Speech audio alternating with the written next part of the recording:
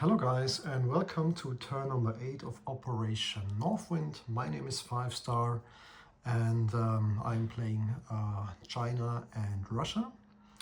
So yeah, let's dive right in and starting with CCP. A bit of housekeeping. I keep forgetting that I get 2 IPP because of my wartime bonus. I don't have any territories, but I get these 2 IPP. I forgot to mention that at the end of the turn. So CCP is owning 2 IPP. Actually, I won't spend it this turn. I save it for the next one. And now I can start with combat moves because I have one. So one of my infantry guys, he will go into Sichuan and take that from KMT.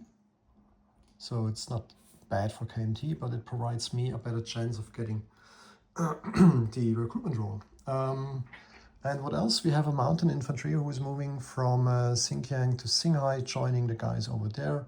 Let me chip out the infantry here because that's not good.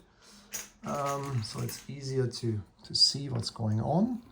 And that's about it for CCP movement. So combat and non-combat. Now we can proceed with the recruitment roll. Now I need a 4 or less. So the odds are not too bad. So maybe I'm lucky and I get a good successful recruitment roll. Let's use this die here. And yes, it's a 1. Perfect. It's a very good start into the turn. And I will place 1 more infantry into Xinghai. So in total we're talking about 4 infantry now. Yeah, great. So CCP ends the turn with receiving another 2 IPP on top of the savings of 2 IPP, which means I get 4 IPP for the next turn. While we are already here, as always, let's roll for Mongolia and let's see what we have. That's a 10, so that's not good. And this means we can close actually the chapter of the CCP turn for this time. So before we proceed now with Russia and Spain, we have to take a closer look into South America. I have now 2 controlled miners, Argentina and Brazil, and I will roll now for stage 1 of my infiltration plans, the evil infiltration plans for Paraguay. I need a 7 or higher, and it would be great to get that this turn. Man, unfortunately not. Because then I would have been able to get closer to my victory point in South America, but yeah, not working. So now that means we can proceed with the Spain and Russia. First of all, let's do the income increase roll. This was so far a success story here for the Russians. And let's see how much we get. I need just a 7 to get to full income. Guys, I don't know what to say. I mean, you've seen my tech rolls are terrible, but my income increase size, this game is just incredible.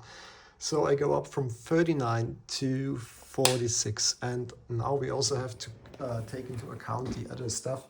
But I think we can, yeah, let's do that at the end of the turn. Well, okay, starting with Spain. In Spain, we have, as always, no combat move. It's just yeah, getting some lend-lease from Russia. So no combat move, no non-combat move here. It'll be just yeah, it's just a standoff here, and so we can go right to the purchase unit phase. I have 69 bucks to spend, and what I will do now, I will spend, what is it, 39 bucks. So 39 bucks will provide me a infantry, that's a great chip for Argentina, for 1 IPP, 1 IPP for the infantry for Brazil, Rio de Janeiro, the Spanish infantry also for 1 IPP, so in total that's 3 for the 3 units. 4 IPP for lend leasing a artillery to CCP, And then 30 bucks for 2 medium bomber and 1 fighter. Yeah, I lost a fighter in Finland, so I have to get a new one because so someday I have to fight against the Germans, maybe. Let's see. So I might need another fighter here. I was thinking about spending another 2 IPP on a militia, but I don't think I will do that. So we just spent 39 bucks, leaves me with another 30 bucks savings for the next turn. Combat moves. Now, there's no combat move in Iran because they are stronger than me there, reminding me that it's a mistake to take Azerbaijan if I'm not fully committed to a invasion. And that means I have a combat move here. From Podlakia, I move into Lithuania, finally annexing it. Maybe you remember I couldn't do it last turn because other plans in Finland, so I take it now this turn. +1 IPP for me. And of course we will attack Helsinki, where it's just a militia left. We have 4 infantry and 2 motorized, and I will bring a fighter to the battle. You see I haven't removed the old one from the last turn. I lost one, so it's just a fighter and a tactical bomber left. I will just bring the fighter to the battle, so it's a 6, and the 2 vehicles are attacking at a 1, and then we have 4 infantry hitting at a 2, and this militia has +1 in city, so yeah, he's defending with a 3. Let me check other combat moves. Actually, I don't think I have combat moves this turn other than that, so we will just leave it like that. We are now good friends with Germany. So we don't expect any battle, at least the next couple turns. Okay, Helsinki, that's the only battle which we have to roll for. So we start with the fighter, hoping for a immediate hit. Yes, that's great, that's all we need. Let's just roll for the motorized, and just that we see, oh, there's another hit. Okay, that's a 1. So I already have 2 hits. Let's roll for the infantry 2. And another hit, so 3 hits, and the militia can return fire now and is actually scoring a hit. Okay, so I'll lose I think I will just lose a infantry. So out of this 4 infantry, only 3 will actually take and hold Helsinki. Yeah. Okay, so in total we get, how much IPP is it? That's 1, 2, 3 IPP for Russia. So I go up to 49, which is great. And what else? We get now the bonus for, oh, I forgot to roll tech. Apologies. I will go up for Helsinki with advanced mech and advanced artillery. So advanced artillery goes to stage 1. I have attack roll from the last turn because of the Molotov ribbon drop, and I will go for the strategic rockets. And yeah, let's see if we can get it. It's a 7. It's no good. Okay, now this turn we're actually rolling for advanced mech, advanced artillery, improved factories, jet fighters. And I think we also go for long range. So advanced mech is the first one. Okay, of course it's a miss. Advanced artillery, that's a hit, cool. So advanced artillery goes up to stage 2. It's pretty late in the game, but yeah. Now, please, please, please. I need a 7 or higher for improved factories. This is so embarrassing. Improved factories is at stage 2. Jet fighters would be the next. 8 or higher. That's a 9. Okay, cool. Take that. I think I will finish jet fighters and rockets before I finish improved factories. But okay, long range aircraft. That's a 1. Okay, so I just got what is it? Jet fighters, and I missed the rest. Fantastic. No, I hit on advanced artillery, so I should not complain. All right. So tech rolls. We finished the combat moves. Now we can actually do our non-combat movement. First of all, I will rail the infantry from here, from Cheetah, into Turkmenistan. No, sorry, it's what is it? Transcaucasia.